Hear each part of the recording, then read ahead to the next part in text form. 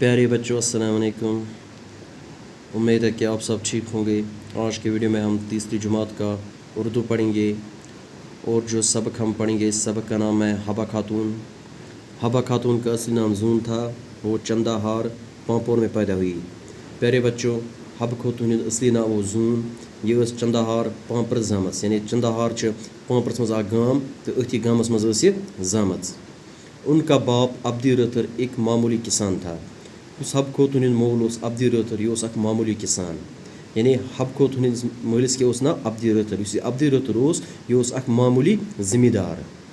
उस ज़माने में पढ़ने का रिवाज कम था। अत ज़मानस मज पढ़नुक रिवाज कम, यानी पढ़नुक रिवाज ज़्यादा कहीं तीन, बल्कि पढ़नुक रिवाज वारिया कम। औरतें ही नहीं, मर्द भी अनपढ़ थे। जन इस अनपढ़ कहीं, बल्कि अम वक्त मर्द ते अनपढ़, तो ज़्यादा परान कहीं तीन। गाँव में कोई मदरसा न था, यानी अत गामस मज कहीं मदरसा। कत गामस मज चंदाहार, इस पांपरस मज गाम ये हब खातून जामस, अत गामस मज कहीं मदरसा, यानी स्कूल अत गामस मज कहीं तीन। फिर भी अब्दी रतर ने अपनी बेटी को एक मौलवी साहब के पास पढ़ने के लिए भेज दिया। यानी कह स्कूल यानी अत स्कूल अम पे सूज अब्दी रतर पन कूर अकिस मौलवी सूबस नश पढ़ने खतर। उस वक्त जून की उम्र 5 साल थी।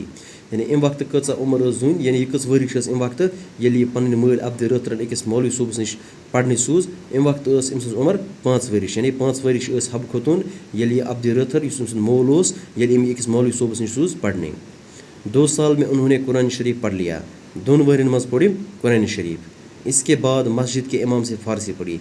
अम पत पढ़ मस्जिद हंदिस इमामस नश फ़ारसी। उन्हें पढ़ने का बहुत शौक था। इस हब खातून अमस पढ़नुक वारिया शौक। उन्होंने बहुत सारी किताबें पढ़ ली, यानी अम पढ़ वारिया किताब।